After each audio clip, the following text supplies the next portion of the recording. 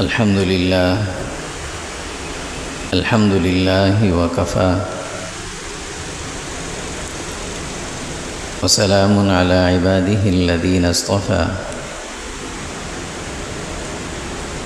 أما بعد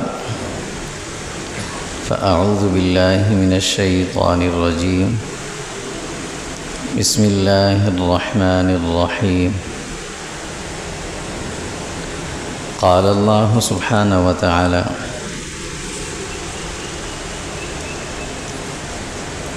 فهل عسيتم إن توليتم أن تفسدوا في الأرض وتقطعوا أرحامكم أولئك الذين لعنهم الله فأصمهم وأعمى أبصارهم صدق الله مولانا العظيم اللهم صل على جسد محمد في الأجساد اللهم صل على روح محمد في الأرواح اللهم صل على روضة محمد في القبور اللهم صل على بلد محمد في البلاد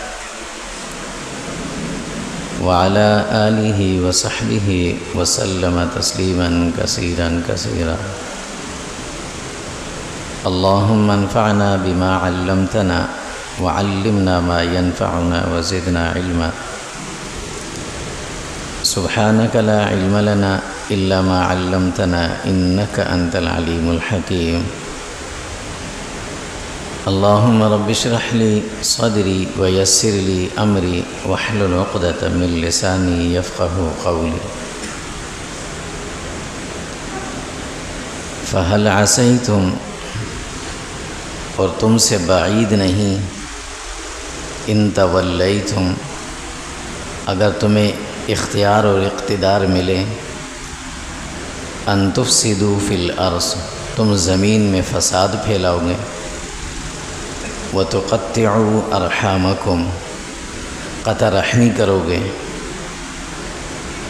اولئک الذین لعنہم اللہ یہ وہی لوگ ہیں کہ ان پر اللہ کی لعنت فأصمهم وأعمى أبصارهم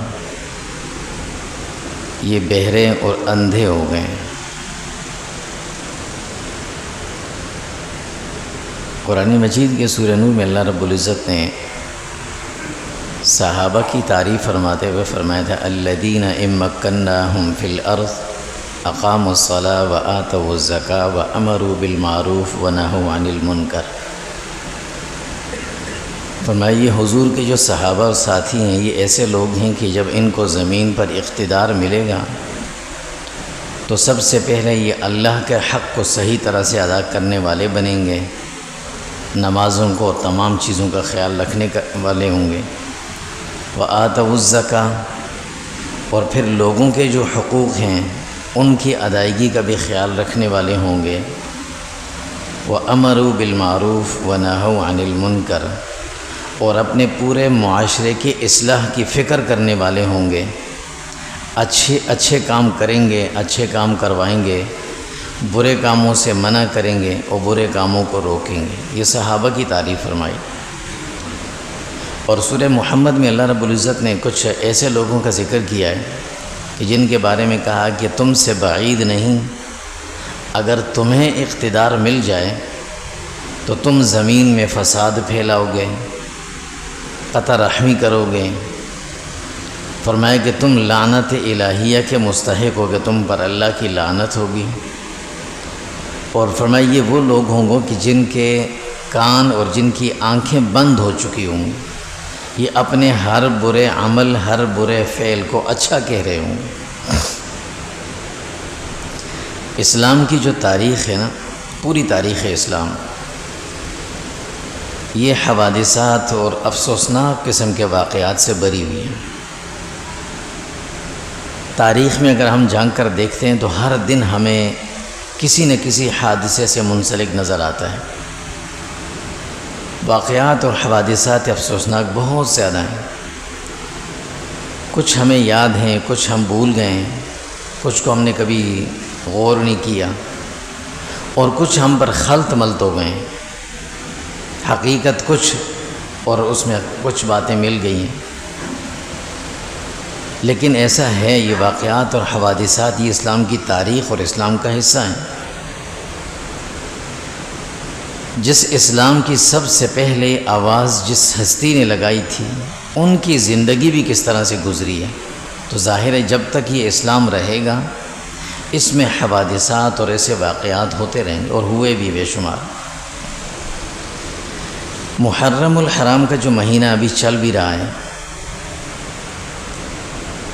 یہ ماہ مبارک بھی اپنے اندر کئی واقعات لیے ہوئے ہیں، اس میں بھی کئی واقعات ہیں، لیکن ان واقعات میں جو سب سے بڑا اور مشہور واقعہ اور حادثہ ہے اسلام کی تاریخ کا، جس کو واقعہ کربلا کہا جاتا ہے۔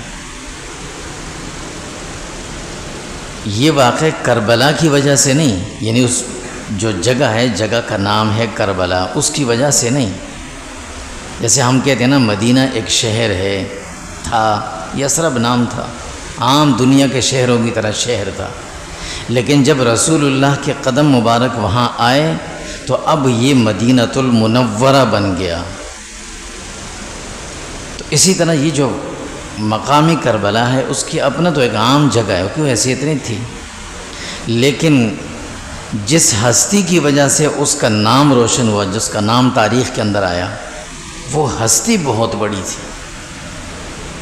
نواسے رسول، ابن بطول، اور جنت کے پھول جس کو حضور نے فرمایا، حضرت حسین رضی اللہ تعالی عنہ، ان کی وجہ سے یہ واقعہ اور یہ جگہ وہی مشہور ہوئی۔ اور حضرت حسین رضی اللہ تعالیٰ عنہ کوئی معمولی آدمی نہیں تھے۔ دنیا میں ہم دیکھتے ہیں نا کہ ہم کسی آدمی کے بارے میں کہتے ہیں بھئی یہ کتنا پڑھا لکھا ہے، اچھا سے میٹرک کیا ہوا ہے، اس کی کوئی حیثیت نہیں، اس نے انٹر کیا ہوا ہے، اچھا چلو کچھ نہ کچھ ہے، اچھا جس نے ماسٹرز کیا ہوا، اچھا یہ ماشاءاللہ پڑھا، اچھا پڑھا لکھا ہے، اور اگر اس کے پاس پی ایچ ڈی ہو، ڈاکٹریٹ کی ڈگری ہو، تو ہم کہتے ہیں اچھا ماشاءاللہ ڈاکٹر ہیں، یہ بڑے ریسرچر ہیں یہ۔ اور اگر اس کے بعد ڈبل ڈگری ہو نا ڈاکٹریٹ کی، تو ہم ہر ایک اس کا نام لیں، اس نے ڈبل پی ایچ ڈی کی ہوئی ہے۔ حضرت حسین رضی اللہ تعالیٰ عنہ کے پاس یہ دو ایسی بڑی ڈگریاں تھیں جو بہت کم لوگوں کے پاس تھی۔ حضرت حسین رضی اللہ تعالیٰ عنہ کو صحابی ہونے کی حیثیت سے صحابہ کی جماعت میں شامل کر کے فرمایا رضی اللہ عنہ، اور دوسری طرف اہل بیت میں شامل کر کے ان کا درجہ اور اونچا ہو گیا اور بڑھا دیا۔ تو یہ معمولی آدمی نہیں تھے حضرت حسین رضی اللہ تعالیٰ، بہت بڑا مقام تھا، بڑا درجہ تھا۔ حضرت حسین رضی اللہ کے والد، جن کے بارے میں اللہ کے نبی صلی اللہ علیہ وسلم نے بے شمار باتیں فرمائی، لیکن من جملہ ان میں سے فرمایا انت منی بمنزلت ہارون من موسیٰ، فرمایا اے علی تم میرے لیے ایسے ہو جیسے حضرت موسیٰ علیہ السلام کے لیے ہارون علیہ السلام تھے، ان کے نائب تھے، بھائی تھے۔ ایک ہوتے نائب کسی کو بھی بنا دینا، اور ایک ہوتے اپنے گھر کے فرد کو نائب بنا دینا۔ وہ باہر کے معاملات بھی دیکھے گا، گھر کو بھی دیکھے گا۔ چنانچہ رسول اللہ صلی اللہ علیہ وسلم جب کہیں دور سفر پہ جاتے تھے تو حضرت علی رضی اللہ تعالیٰ عنہ کو گھر کی نگرانی کے لیے چھوڑ دیتے، بھئی گھر میں ہر کوئی تو نہیں آ سکتا نا، پیچھے کے سارے گھر کے معاملات دیکھنے آپ نے۔ تبوک میں جا رہے ہیں، 2 مہینے کا سفر ہے، حضور حضرت علی رضی اللہ سے فرما رہے ہیں علی تم یہیں رہ جاؤ۔ علی فرماتے ہیں یا رسول اللہ سارے صحابہ جا رہے ہیں، آپ کے ساتھ جا رہے ہیں، مجھے آپ منع کر رہے ہیں، دکھ ہو رہا تھا ان کو۔ فرمایا علی آپ تو ایسے ہو نا جیسے میرے لیے موسیٰ علیہ السلام کے لیے ہارون تھے، میرے لیے تم ہو نا، میں گھر کی نگرانی کس کو دے کے جاؤں گا، آپ کو تو دے کے جاؤں گا۔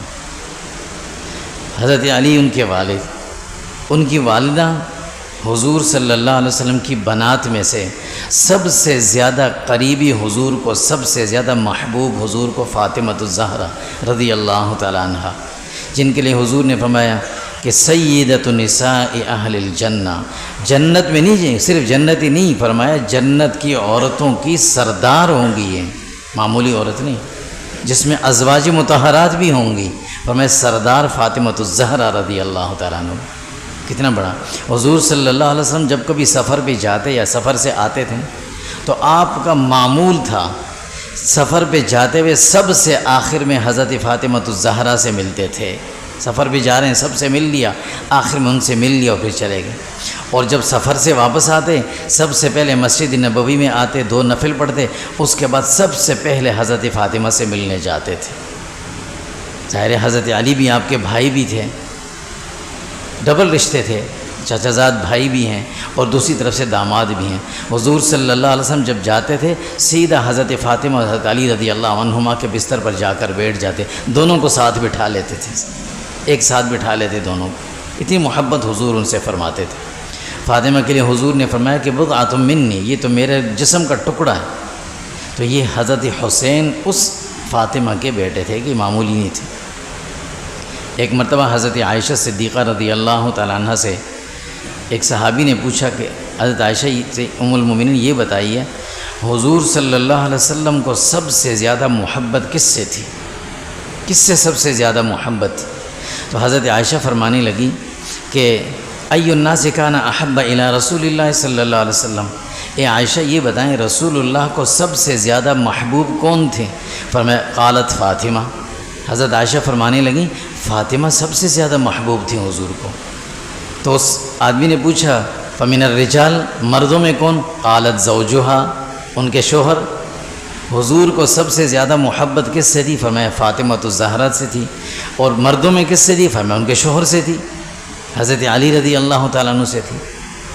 کتنی محبت تھی رسول اللہ کو ان سے، اور کتنی محبت تھی صحابہ کی اور صحابیات کی آپس میں۔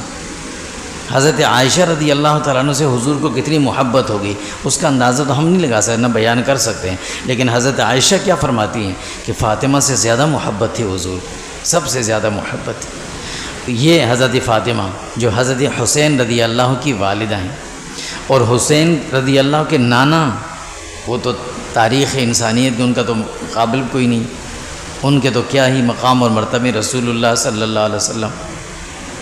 حضور صلی اللہ علیہ وسلم نے ایک مرتبہ حضرت حسین کو گود میں اٹھاتے ہوئے فرمایا اللہم انی احبہ فاحبہ، اے اللہ میں اس حسین سے محبت کرتا ہوں، آپ بھی اس سے محبت کریں۔ اور پھر آگے کیا فرمایا وَأَحِبَّ مَن يُحِبَّهَا، فرمایا اے اللہ جو اس سے محبت کرے نا آپ بھی اس سے محبت کریں۔ دنیا میں کوئی ایسا ہو سکتا ہے جو حضرت حسین سے محبت نہ کرتا ہو؟ چھوڑ دیں یہ جھوٹ بولنا، چھوڑ دیں ممبروں پہ بیٹھ کر جھوٹ بولنا کہ اہل بیت کو کے دشمن، اہل بیت سے بغض رکھنے والے، لعنت ہو اس شخص پر کہ جو انسان ہو کر، مسلمان نہیں کہتا ہوں میں، انسان ہو کر حضرت حسین سے بغض رکھتا ہو، اور ان جھوٹی زبانوں پر بھی لعنت ہو جو لوگوں میں انتشار، مسلمانوں میں انتشار پھیلا رہے ہیں، حسین سے نفرت، حسین سے بغض، نعوذ باللہ ثم نعوذ باللہ۔ حضور کیا فرماتے اے اللہ میں ان سے محبت کرتا ہوں، آپ بھی اس سے محبت کریں۔ وہ لعنتی کون ہو سکتا ہے جو حسین سے بغض رکھے گا؟ ایسے کوئی ہو سکتا ہے؟ حضور صلی اللہ علیہ وسلم نے ایک مرتبہ حضرت حسین کو ایسے اٹھایا ہوا، حضرت حسن کو ایسے اٹھایا، چھوٹے چھوٹے تھے، سردی کا زمانہ تھا، مدینہ طیبہ کی سردی بھی بڑی ہوتی ہے، آپ نے چادر اوڑھی ہوئی تھی، چادر کے نیچے دونوں کو اٹھایا ہوا تھا۔ صحابی آئے، پوچھا یا رسول اللہ یہ تو کون ہے بچے؟ دیکھا نیچے حضرت حسن حسین تھے، فرمایا ہما ریحانی فی الدنیا، تمہیں پتہ ہے یہ کون ہے؟ یہ میری دنیا کے 2 پھول ہیں، ریحانی فی الدنیا، دنیا میں یہ میرے 2 پھول ہیں پیارے پیارے۔ حضور صلی اللہ علیہ وسلم خطبہ دیتے دیتے ممبر سے اتر کے ان کو اٹھایا، اپنی گود میں لے کر آئے، چھوٹے تھے دونوں، آ رہے تھے مسجد کی طرف، حضور کو اتنی محبت ان سے۔ دنیا میں کوئی آدمی یہ کہہ سکتا ہے کہ حسین سے بغض رکھنے والا بھی کوئی مسلمان ہو سکتا ہے؟ سیدہ شباب اہل، صرف جنت نہیں فرمایا، ان کی ماں کے لیے، ان کی والدہ محترمہ کے لیے کیا فرمایا؟ سیدۃ النساء اہل الجنہ، جنت کی خواتین کی سردار۔ جنت میں خدیجۃ الکبریٰ بھی ہیں، جنت میں عائشہ بھی ہیں، جنت میں حفصہ بھی ہیں، جنت میں جویریہ بھی ہیں، زینب بھی ہیں، ام المومنین، تمام امہات المومنین ہیں، لیکن فرمایا سردار کون ہوں گی؟ فاطمہ ہوں گی، جو کہیں گی وہی ہوگا، سردار وہ ہیں۔ اور ادھر نوجوان جنت میں ہوں گے سارے۔ یہ نوجوان سے کیا مراد؟ وہ لوگ جو دنیا میں جن کا انتقال نوجوانی میں ہوا، ان کو کہا، ورنہ جنت میں سب کی عمریں ایک ہوں گی، 33-34 سال کی عمر کے ہوں گے سب لوگ، لیکن فرمایا جو دنیا سے نوجوانی میں گئے، بچپنے میں گئے، ان سب کے سردار کون ہوں گے؟ سیدہ شباب اہل، یہ دونوں ہوں گے۔ اور جو بڑی عمر میں دنیا سے گئے ان کے لیے کیا ہوگا؟ فرمایا ابو بکر و عمر سیدہ کہول اہل الجنہ، جو جنت کے میں بڑی عمر کے لوگ ہیں ان کی سرداری عمر اور ابو بکر کے پاس ہوگی، لیکن ان دونوں کے لیے فرمایا نوجوانوں کے سردار ہوں گے۔ حضرت حسین کے لیے فرمایا الحسین منی و انا منہ، بالکل یوں سمجھیں کہ میں حسین ہوں، حسین وہ میں ہوں، میں وہ ہوں، ایسے ہی ہم دونوں ایک ہیں۔ تو کیسے کوئی کہہ سکتا ہے کہ حسین سے بغض ہوگا؟ ہم تو بغض تو کفر ہے، ہم تو کہتے ہیں حسین سے محبت نہ رکھنے والا بھی منافق ہے، اور حسین کی محبت کے دعووں میں لان تان تن و تان و تشنیع کرنے والے حضور کے خاندان اور حضور کے صحابہ کو وہ بھی اپنا ایمان دیکھے، ایسا ہرگز نہیں ہونا چاہیے۔ حضرت علی رضی اللہ تعالیٰ عنہ فرماتے تھے، حضرت علی کے دونوں بیٹے تھے نا، فرماتے تھے الحسن اشبہ رسول اللہ صلی اللہ علیہ وسلم ما بین الصدر الی الرأس والحسین اشبہ النبی صلی اللہ علیہ وسلم اسفل من ذالک۔ حسین کو دیکھو، حسن کو دیکھو تو سینے سے لے کر اوپر تک رسول اللہ کے مشابہ ہیں، بالکل ایسے ہیں جیسے رسول اللہ۔ یہ کون کہہ رہے ہیں؟ حضرت علی رضی اللہ، جو ان کے والد ہیں وہ کہہ رہے ہیں۔ یہاں سینے سے اوپر دیکھو تو حسن بالکل حضور کی طرح ہے، اور سینے سے نیچے دیکھو چال چلنا اٹھنا بیٹھنا یہ سب یہ مشابہت دیکھو تو حسین کی رسول اللہ سے۔ یہاں سے اوپر حسن رسول اللہ کی طرح، یہاں سے نیچے حسین رسول اللہ کی طرح، جن کی شکل و شباہت بھی رسول اللہ سے ملتی ہو، جن کا خونی رشتہ بھی رسول اللہ سے ملتا ہو، جو ہر وقت رسول اللہ کے کندھے اور گود میں رہے ہوں، جو ہر وقت رسول اللہ کی انگلی پکڑ کر چلنے والے ہوں، جن کو حضور نے ریحان جنت کے اور دنیا کے پھول کا، یہ میرے دنیا میں پھول ہیں اور جنت میں نوجوانوں کے سردار ہیں، وہ معمولی آدمی ہیں۔ اور ہم کہتے کیا ہیں؟ لفظ دیکھیں، حسین کو قتل کیا، یہ قتل کیا لفظ ہوتا ہے؟ یہ قتل کیا ہوتا ہے؟ حسین کو شہید کیا، شہادت ایک رتبہ ہے، قتل تو عام آدمی بھی ہو جاتا ہے، کافر بھی قتل ہوتا ہے، جانور بھی مار دیا قتل ہو گیا، شہید ہوئے، شہادت کا رتبہ ہے، اللہ نے مقام دیا، ان کو رتبہ دیا ہے۔ شہید قتل کے لیے، مقتول کے لیے اللہ نے نہیں کہا کہ لا تحسبن الذین قتلوا فی سبیل اللہ امواتا، فرمایا وہ جو اللہ کی راہ میں شہید ہوتا ہے وہ اس کو تم وہ نہ کہو کہ وہ مر گیا ہے، وہ قتل ہو گیا ہے۔ شہید ایک رتبہ، ایک مقام ہے۔ الفاظ بھی استعمال کرنے چاہیے تو ایسی ہستیوں کے لیے چن چن کر الفاظ استعمال ہوں، زبان سے کوئی ایسا لفظ بھی نہ نکلے ان کے لیے جو ہلکا ہو، ہلکا لفظ بھی نہیں نکالنا۔ حضرت علی رضی اللہ فرماتے ہیں ان کی شکل و شباہت بھی کس سے ملتی ہے؟ رسول اللہ سے ملتی ہے۔ سینے سے اوپر دیکھوں تو حسن حضور کی طرح، بالکل حضور کی طرح، سینے سے نیچے دیکھوں تو حسین حضور کی طرح ہے۔ حضرت عقبہ بن حارث رضی اللہ تعالیٰ عنہ ایک صحابی ہیں، فرماتے ہیں ایک مرتبہ عصر کی نماز کا وقت تھا، مسجد نبوی میں ہم بیٹھے ہوئے تھے، ہم نے عصر کی نماز پڑھی، مسجد نبوی سے باہر نکلے، حضرت علی حضرت ابو بکر رضی اللہ تعالیٰ دونوں ساتھ تھے، ہم بھی ساتھ تھے، نکلے باہر، سامنے دیکھا فرأى الحسن یلعب مع الصبیان، دیکھا کہ حضرت حسن رضی اللہ تعالیٰ عنہ بچوں کے ساتھ کھیل رہے تھے۔ ابو بکر رضی اللہ آگے بڑھے، فحملہ علی عاتقہ، حضرت حسن کو اٹھایا اپنے کندھے پہ رکھا اور کہا گیا حضرت علی سے، یوں مڑ کر کہا علی بے ابی، میری قسم کھا کر فرمایا بے ابی شبیہ بالنبی لیس شبیہ بعلی۔ ابو بکر فرمانے لگے علی میں قسم کھا کے کہتا ہوں یہ حسن شکل و شباہت میں حضور سے ملتے ہیں، تم سے تو نہیں ملتے۔ فضحک علی، حضرت علی مسکرا دیے، ہنس پڑے، جائے خود کہتے تھے کہ یہ حضور سے ملتے ہیں، ان کی شکل حضور سے ملتی ہے۔ تو حضرت ابو بکر نے فرمایا بے ابی شبیہ بالنبی لیس شبیہ بعلی وعلی یضحک، حضرت علی رضی اللہ ہنس رہے ہیں، مسکرا رہے ہیں۔ کیا عجیب محبت تھی صحابہ کی۔ ہم اس دور کے جہلاء نے آ کر جو اپنے آپ کو عالم کے نام پر جاہل کہتے ہیں، ممبروں کا غلط استعمال کرتے ہیں، اب ذرائع کا غلط استعمال کرتے ہیں، انسانوں اور مسلمانوں کے اندر وہ نفرت بٹھا دی ہے نا، میں قسم کھا کر کہتا ہوں کل قیامت کے دن رسول اللہ کے سامنے جائیں گے نا تو سب سے پہلے مجرمین بن کر یہ لوگ پیش ہوں گے جو لوگ ان مسلمانوں میں انتشار پھیلا رہے ہیں، اور انتشار پھیلاتے پھیلاتے پھیلاتے صحابہ تک پہنچا دیا. چھوڑا کس کو ہے؟ اگلا قدم رسول اللہ پہ اٹھے گا. پھر کیا میری نظر میں رسول اللہ اتنے نعوذ باللہ ثم نعوذ باللہ ثم نعوذ باللہ. اللہ کہتے ہیں اکملت لکم دینکم، اے نبی آپ نے کام کر دیا. اور ہم کیا کہیں کہ نہیں، نبی جو صحابہ کو بنا ہی نہیں سکے تھے، بنا ہی نہیں سکے کسی کو. عجیب دور ہے، عجیب دور. ہم آپ کلمہ بھی پڑھتے ہیں، جنت بھی فردوس مانگتے ہیں، نیچے والے پہ راضی نہیں ہیں.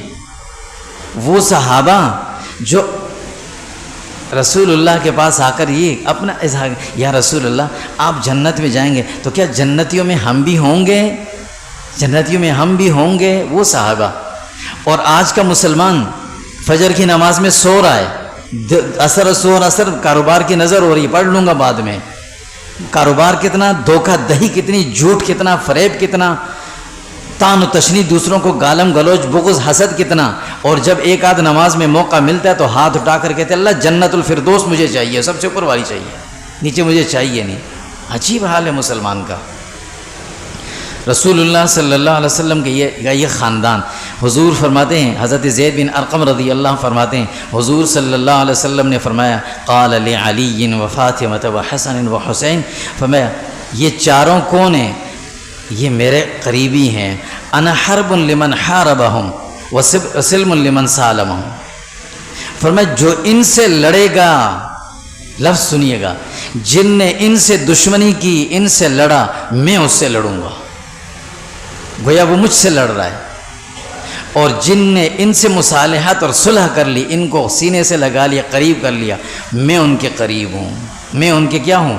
قریب ہوں. حضرت حسن رضی اللہ تعالیٰ اور حضرت امیر معاویہ نے آپس میں ایک ہو گئے تھے، صلح مصالحت کر لی تھی. اور امیر معاویہ کے بیٹے ہیں یزید، جس کا نام مشہور ہے، اس نے مصالحت نہیں کی، حضرت حسین سے جنگ کی. ہم بھی کہتے ہیں نبی سے جنگ کی اس نے، ہم بھی کہتے ہیں نبی سے جنگ کی اس نے. روح المعانی قرآن مجید کی ایک بہت بڑی مشہور تفسیر ہے، عربی کی بڑی تفسیر ہے، علامہ محمود آلوسی رحمۃ اللہ علیہ کی. حنفی تھے مسلکن یہ. اپنی تفسیر میں اس جو آیت میں نبی سورہ محمد کی آیت نمبر 20 پڑھی تھی، 21 اور 22، فَهَلْ عَسَيْتُمْ إِن تَوَلَّيْتُمْ أَن تُفْسِدُوا فِي الْأَرْضِ وَتُقَطِّعُوا أَرْحَامَكُمْ أُولَٰئِكَ الَّذِينَ لَعَنَهُمُ اللَّهُ فَأَصَمَّهُمْ وَأَعْمَىٰ أَبْصَارَهُمْ. اس کی تفسیر میں کیا لکھتے ہیں؟ فرماتے ہیں فَلَعْنَةُ اللَّهِ عَزَّ وَجَلَّ عَلَيْهِمْ وَعَلَىٰ أَنصَارِهِمْ وَأَعْوَانِهِمْ وَمَن مَالَ إِلَيْهِمْ إِلَىٰ يَوْمِ الْقِيَامَةِ. اس کا ذکر کر کے حضرت حسین کے جو قاتلین تھے ان کا ذکر کر کے کیا کہتے ہیں؟ فَلَعْنَةُ اللَّهِ عَزَّ وَجَلَّ عَلَيْهِمْ، ان لوگوں پر اللہ کی لعنت ہو جن کے ہاتھ حضرت حسین کے خون میں رنگے گئے. صرف ان کے نہیں، وَعَلَىٰ أَنصَارِهِمْ، جو پیچھے بیٹھ کر ان کی مدد کرنے والے تھے ان پر بھی، وَأَعْوَانِهِمْ، جو ان کے ہاں میں ہاں ملانے والے تھے ان پر بھی لعنت، وَمَن مَالَ إِلَيْهِمْ، اور جو ان کی بات کو، ان کے کام کو صحیح کہنے والے ان پر بھی لعنت. اور کب تک؟ إِلَىٰ يَوْمِ الْقِيَامَةِ، قیامت تک لعنت. حضرت حسین کے جو قاتلین تھے فاسق تھے، فاجر تھے، تو بھی تھے کون یہ دیکھنا پڑے گا. تھے کون، کن کن نے اس میں کون کون ملوث تھا اس میں، یہ اللہ کا کام کہ کون کون قاتلین تھے، اللہ کی لعنت. دوسری جگہ اسی کے ساتھ لکھتے ہیں لعنہ اللہ من رضی بقتل حسین ومن آذى عطرة النبی صلی اللہ علیہ وسلم. فرمایا کہ اللہ کی لعنت اس آدمی پر جس نے حضرت حسین کو شہید کیا اور جس نے حضرت رسول اللہ صلی اللہ علیہ وسلم کے اہل بیت کو اذیت دی. وہ لوگ بھی اس میں آتے ہیں جو بلاتے تھے 12,000 خطوط لکھنے والے، وہ لوگ بھی اس میں آتے ہیں جو حضرت حسن کو لے کر معاویہ سے جنگ کرنے گئے اور میدان میں آ کر حضرت حسن کے خلاف حملہ شروع کر دیا. حضرت حسن نے کہا اچھا یہ ہیں وہ لوگ، چھوڑ کر گئے اور معاویہ سے جا کر مل گئے تھے. وہ لوگ بھی ہیں اس میں کہ جو حضرت مسلم بن عقیل کے ساتھ شام کو 40,000 تھے، رات گزری صبح کو مسلم بن عقیل اکیلے کھڑے تھے، اکیلے کھڑے تھے. کیوں نہیں پتہ چلتا لوگوں کو؟ فرمایا لعنت اللہ، لعنہ اللہ، اللہ کی لعنت من رضی بقتل حسین، جس نے شہید کیا وہ تو ہے ہی ہے، جو ان کی شہادت پر راضی اس پر بھی لعنت۔ اور فرمایا ومن آذا عطرۃ النبی صلی اللہ علیہ وسلم، جس نے حضور کے خاندان کو اذیت دی، خاندان جیسا بھی ہو، ایک آدمی بہت نیک، متقی، پرہیزگار، اللہ والا، سارا محلہ اس سے محبت کرتا ہے، اس کا ایک بچہ انتہائی شریر ہے، میں ایک مثال دے رہا ہوں عام اپنی، انتہائی شریر ہے، انتہائی، ہر کسی کو تنگ کرتا ہے، سارا محلہ اس سے تنگ ہے، والد کو بھی پتہ ہے کہ یہ بچہ شریر ہے، لیکن اگر اس سے پکڑ کر پارک میں 2-4 آدمی مارتے ہیں، والد کو تکلیف تو ہوتی ہے نا، مجھے بتاتے تو صحیح یار، مجھے بتاتے پہلے۔ اور پھر آپ کہتے ہو حضور کے خاندان، حضور کی آل کو اذیت دینے والا، اس کا تو اندازہ ہی نہیں ہے۔ عبداللہ بن عمر رضی اللہ تعالیٰ عنہ، محدثین میں ان کا نام سر فہرست آتا ہے، عبداللہ بن عمر، حضرت عمر رضی اللہ کے بیٹے، بڑے محدث تھے، بڑے محدث۔ حضرت فاروق اعظم رضی اللہ آخری وقت میں وصیت لکھ رہے ہیں، 6 آدمیوں کا نام منتخب کر رہے ہیں، جس میں حضرت عثمان، حضرت علی سب شامل ہیں۔ فرمایا کہ تم 6 آپس میں مل کر کسی ایک کو میرا خلیفہ مقرر کر دینا اگر میں دنیا سے چلا گیا، لیکن اگر فیصلہ نہ ہو سکا، 3 ایک طرف ہو گئے، 3 دوسری طرف ہو گئے، تو فیصلے کے طور پر رائے میرے بیٹے سے لے لینا کہ یہ کس کے حق میں رائے دیتے ہیں، لیکن یاد رکھنا اس کو خلیفہ نہیں بنانا، میرے بیٹے کو نہیں بنانا۔ اس میں علی بھی موجود ہے، سب موجود، سب نے حضرت عثمان کا نام دیا تھا، سب موجود تھے۔ حضور صلی اللہ علیہ وسلم نے کئی مواقع پر صحابہ سے سوالات پوچھے، بھئی بتاؤ اس بات کا کیا حال ہے، سب خاموش ہو جاتے، حضور ادباً جواب نہیں دیتے تھے۔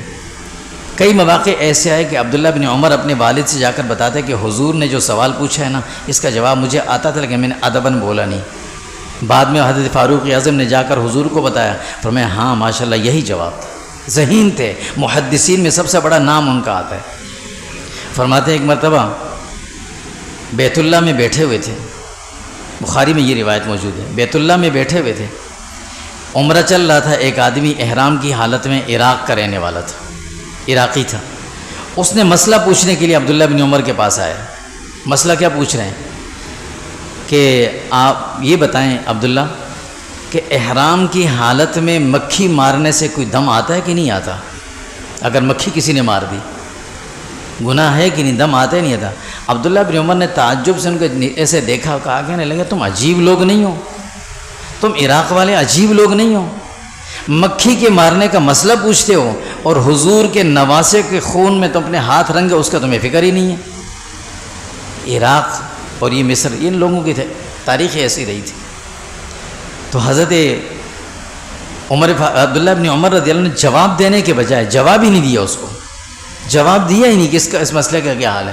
کہا مجھے تم پر تعجب ہوتا ہے، تم سوال کیا پوچھ رہے ہو اور تم کرتے کیا ہو؟ حضرت حسین رضی اللہ تعالیٰ عنہ جن کے لیے، اور ساتھ میں یہ بھی فرمایا تم نے شہید کس کو کیا ہے، شہید کس کو کیا ہے؟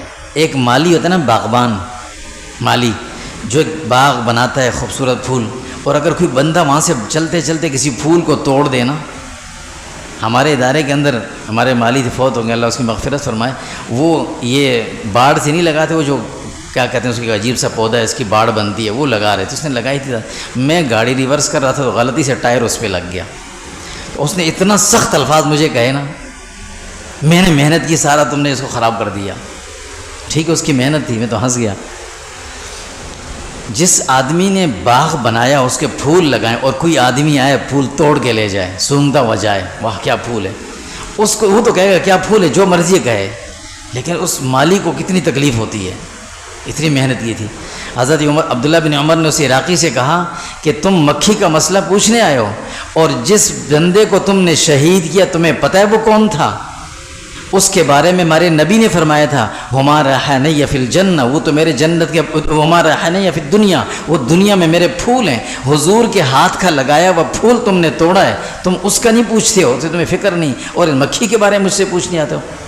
غصے میں جواب ہی نہیں دیا ان کو۔ یہ تھے حضور صلی اللہ علیہ وسلم کے خاندان کے لوگ۔ حضرت حسین رضی اللہ کی شہادت کوئی معمولی چیز نہیں ہے، معمولی واقعہ نہیں، بہت بڑا موقع اسلام کے اندر، یہ ایک بہت بڑا ایک واقعہ ہے جو حوادثات اسلام کی تاریخ میں نا بہت بڑا حادثہ، لیکن اس کا مقصد کیا تھا؟ حضرت حسین رضی اللہ عنہ کی شہادت کا مقصد کیا تھا؟ اس کا مقصد یہ تھا کہ حق اور باطل کے درمیان لوگوں کو پتہ چلے حق کیا ہے، باطل کیا ہے۔ باطل اکثر حق کے لبادے میں بھی سامنے آتا ہے، پتہ چلے حق کیا اور باطل کیا ہے۔ اور دوسرا ہمیں یہ درس دیا انہوں نے کہ ہمیشہ حق کا ساتھ دو، چاہے زبان سے دو، چاہے عمل سے دو، چاہے کردار سے دو، نہیں تو کم سے کم حق کو حق کہو اور خاموش رہو، باطل کو کبھی حق نہ کہنا۔ کیسا عجیب مسلمان ہے نا کہ مسجد میں وقت ٹائم نہیں گزرتا اس پر، 5 منٹ اوپر ہو گئے، اور شادی بیاہ کی تقاریب گانے چل رہے ہو نا تو 8 بجے کا کارڈ پہ لکھا ہوتا ہے 11 بجے کھانا ملتا ہے، 3 گھنٹے بیٹھا رہتا ہے، 3 گھنٹے انتظار کرتا ہے وہ۔ حق اور باطل کا ساتھ دینے کی بنیاد یہیں سے پتہ چلتی ہے کون حق کے ساتھ ہے، کون باطل کے ساتھ۔